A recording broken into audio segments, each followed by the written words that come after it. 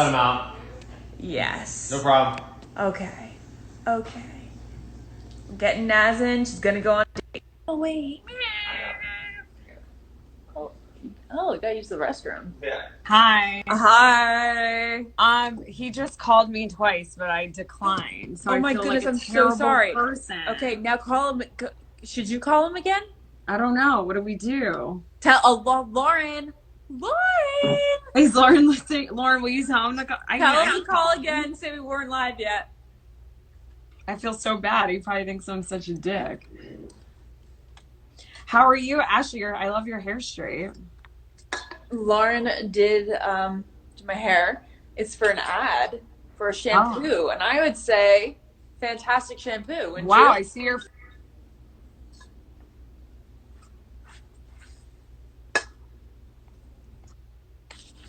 Hello, is this my quarantine day? Yeah. Hi. Oh my God, I'm so sorry. I declined twice because we weren't on IG Live, and I was like, he's gonna think I'm such a bitch. No, not at all. I tried 3 times. I mean, I was just gonna kind of stop, but I just continued. I love the persistence. I'm good. How are you? The persistence is everything. How are you doing? I'm doing so well. I cleaned out my entire closet and drawers today, and it feels like so good. That's the best feeling when you are productive. I'm kind of in the same boat. I just got back from the Bay Area, like driving all day because I was with family, and just got a bunch of groceries from Costco when I was up there. Got restocked on the toilet paper and paper towels, and got a bunch of Amazon packages and West Elm Shelf I was putting together. So I've been pretty productive myself. Oh, well, you had me at West Elm Shelf. Sounds like fun. Wait, so do you live in the Bay Area, obviously, then? Yeah, grew up there. Grew up in a town called Walnut Creek in East Bay. Have you been over there? No, I haven't. I've been to San Francisco a couple times, but not like the surrounding areas. Like I've never really explored Oakland either. Oh, gotcha. Nice. Yeah, I lived like probably 30 minutes away from San Francisco and Oakland. And then I was up in Fairfield, kind of near Napa. Yeah. Visiting my parents to get away for quarantine. And then I stayed with my sister and her husband in Livermore. And it was just kind of nice to get away from San Diego and spend a lot of time with family. Oh, so you live in San Diego then? Yeah, I do. Yeah, I've been in San Diego for about 9 years now. Where are you living? Where did you kind of grow up? So I grew up in South Florida. I thought at first you had a 954 number, but you have 925. But yeah, so I grew up in South Florida, and then I moved to LA 8 years ago, and I've sort of been in LA since. But I love San Diego. I love Encinitas and the whole, like, La Jolla. I could live in La Jolla, I feel like. Yeah, I think one day. My goal is, because I'm in Little Italy. You know where that is? No, I've never. Is it near downtown? Yeah, it's kind of the neighboring city next to downtown. Okay. And my goal is to kind of like transition up north, to go like Encinitas, like La Jolla, Encinitas, and then kind of like settle down, maybe up a little bit more north in Carlsbad area, or whatever happens. I mean, you never know. You can't tell the future. Yeah. Yeah, we didn't know we'd be like stuck at home, literally doing nothing. No idea at all. So what brought you to LA? Just like working in entertainment, basically. Everything that I wanted to do was here, so it just felt like the smart move. What made you go to San Diego? Well, so like I said, I was in East Bay, and then I went to school in Central Coast, California, in Cal Poly, and then my buddies and I just always wanted to move down to San Diego, and we just made it happen. And ever since, just been out here and just been working and living as close as I can to Mexico. Yeah.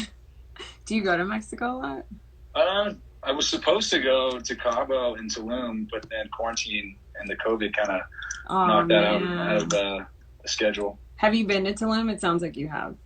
No, I haven't. That's the one place I want to go. Have you been? Yeah, I was just there in December for my friend's bachelorette, and I've been to almost like every part of Mexico except for Tulum, and I loved Tulum. Such a good vibe. What did you love about it? What would you kind of recommend? Well, it's just like a dirt road. It's not like this massive city. It's a dirt road with a bunch of resorts. It's very I don't think like you can party there, but it's not party focused like other cities in Mexico, if that makes sense. You know, a lot of yoga retreats happen there. There's a lot of more boutique hotels. I think it's more unique and interesting, and the food's really good. They have like a lot of cool chefs moving there now. Yeah, from what I see, it's like a destination place to go, and like you said, like a dirt road, you can walk everywhere and just kind of. And there's just some festivals, and then there's also kind of like the culture shock where you can go to like the Cenotes Caves, and I think that's kind of on my bucket list. Yeah, it sounds good. Have you been wearing a lot of sweatpants? To be honest, yeah, I have been wearing a lot of sweatpants, and I have my quarantine beanie. The quarantine. If you had to give your sweatpants a nickname, what would you call them? Ooh, cozy pants. Cozy pants, yeah. I mean, to be honest, you know, working remote, I'm grateful I still have my job with everything going on. But working remote, I've been binge watching some Netflix, and just also trying to stay active as much as I can outside with workouts. What about you? Yeah, same. Like I live in a studio, so I have to move my like place around, and it becomes a gym, and then yeah, I've been binging a lot of stuff too. I just watched Too Hot to Handle on Netflix. I like binged it all in one sitting. I gotta be completely front with you. I did the same thing. Oh, really? Did you watch all of it? Yeah, I did. It's kind of funny. My brother-in-law and I, we just kind of got sucked in, and that show does such a good job of just making you watch the next one. And yeah, I'm guilty. It's kind of a guilty pleasure. I love it. I thought it was so well done too, because the episodes are only 40 minutes long each. And I felt like the first episode, I was rolling my eyes and I was like, oh my God, these people are awful. And then there's so much growth. So I really like the way that they did it, you know? Yeah, no, I agree how it was scripted. And then, I mean, Francesca and Harry, I mean, that Francesca girl, she got away with a lot. Yeah. So whose team are you on? Who's like your favorite on the show then? You know, I kind of liked Harry a little bit, like just the Australian guy, and he kind of just was open and upfront about everything. But then he kind of did fall in love, I guess, if that's what they really did after the show. But yeah. I think it was a pretty good casting on his end and hers as well.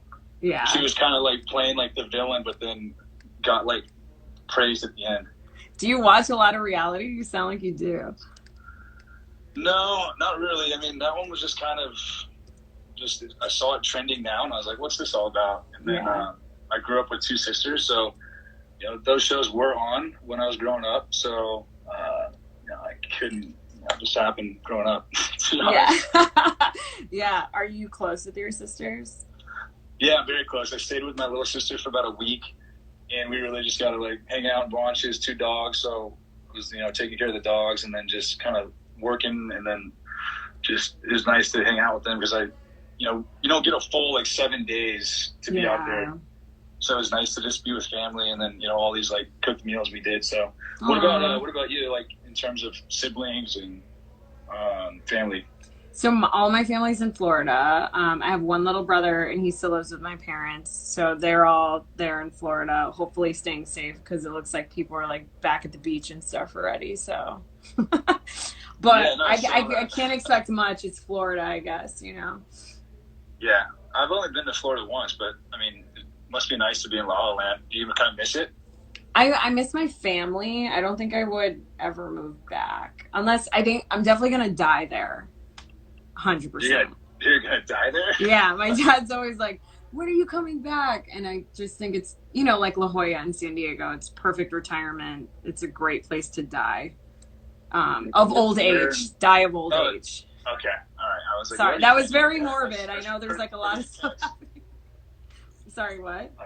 I didn't know you already had your like will already like ready to go and stuff.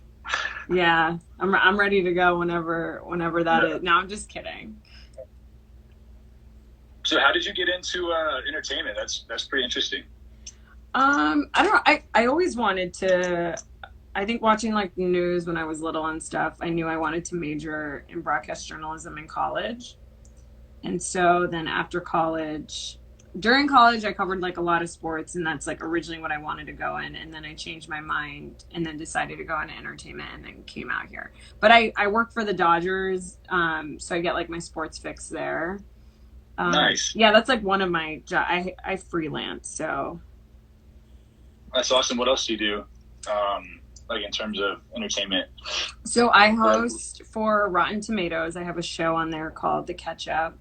And then I'll do like junket movie interviews. And then I have podcasts with Ashley and Lauren. Lauren's the one that like found you, I guess. And yeah, so I have a podcast with them, Rotten Tomatoes, Fandango, and then yeah, Dodgers, as far as like entertainment goes. Now, did you come up with the name Catch Up for your own show? It's pretty clever. No, I wish I did. I hosted another show on Rotten Tomatoes called Couch Tomatoes. So I don't know, whoever comes up with names there is like pretty good coming up with names, I guess. Yeah, no, that's actually really, really clever. Yeah, what do you do?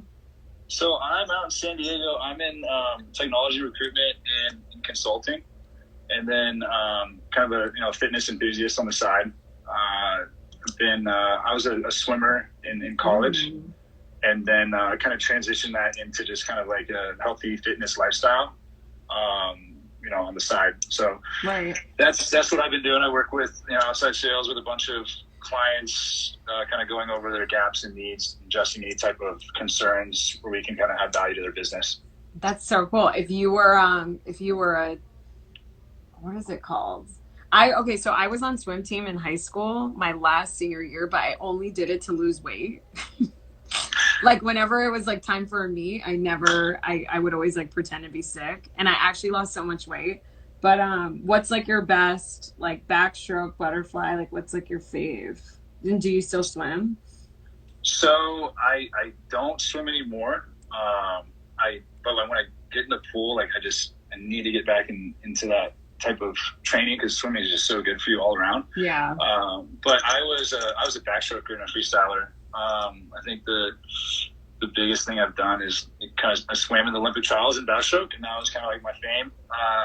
Like swimming on the team. Wait, you swam in Olympic trials? What year? Yeah, 2008. Do you know Robbie Hayes? Robbie Hayes, kind of sounds familiar. I don't know if that was the year. Because there's a lot of Florida guys. Like if you're from Florida, there's a lot of people from. Yeah, there's a lot of Florida people. Yeah, he went to FSU. He was like Rex Tulliam is one of them. Yeah, he swam. But yeah, no, I swam. That was kind of like my past life, and now just kind of took that into career mode ever since. Wow, so cool. Who is your most interesting friend? My most interesting friend? Yeah. Ooh. I'm curious to know like what your friend group's like. What are you visualizing my friend group being like? I don't know. That's why I'm curious to know what they're like. All right. Well, I have like several different groups of friends. So I have like my friends who like are like the sport kind of jock guys, and I have other guys who are like more like career oriented, like family, already have kids, and then I have my other friends who like are like the downtown San Diego crew too. So it's kind of hard to say, but interesting friend is just someone who's completely opposite of me. His name's Alex Lick. I grew up with him, and he's just completely an introvert and artistic, a drawer. He's a goldsmith, so it's completely. I say he's the most interesting. He writes novels. Wow, that is he writes like science fiction novels about like dragons and loves heavy metal. So yeah, like fantasy. Oh my god, that is so interesting. I love that you have a bunch of different groups of friends because I'm the same way. Oh, you are? Nice. So all right, so I'm gonna fire back the same question at you then. So what is your most interesting friend? I have a lot of interesting friends. I mean, like all my close friends, I would say Ashley and Lauren are very interesting. Ashley got married through someone she met on television, so that's very interesting to me. I have a friend named Tommy who started like this phone free movement, so he puts on events that you can go to, like, and you lock your phone away in like a Disney VHS and like connect with strangers. Wow. Yeah, so yeah, that's pretty entrepreneurial. What is the most interesting about, I mean, you said Ashley, what's the most interesting about Lauren? The most interesting thing about Lauren is, or what is interesting about Lauren? I like wish I knew Lauren back in the past because she sounds like she had sort of like a crazy phase like out of high school, and I really wish I would have met her. But she's just like, she can be like tough and have like a tough exterior, but she's like the mushiest, most kindest, like generous person in the world. She's like so loving. All righty, we gotta wrap up this now. Thank you guys so much for participating. And Mystery Man number 6, thank you for coming on and doing this. We all like your voice. Yeah, thank you so much for coming on. You sound very confident. So that was fun. No, yeah, it was great speaking to you. Thanks for reaching out to me, Lauren, and introducing me. Okay, thank you so much. All right, bye. Bye. All right, you guys have a good weekend. You too. Bye. Yeah, he seems really fun and like confident. He's like has a really nice voice. Everybody's been talking about it. Everyone's talking about his voice. I was like trying to read. He definitely sounds hot.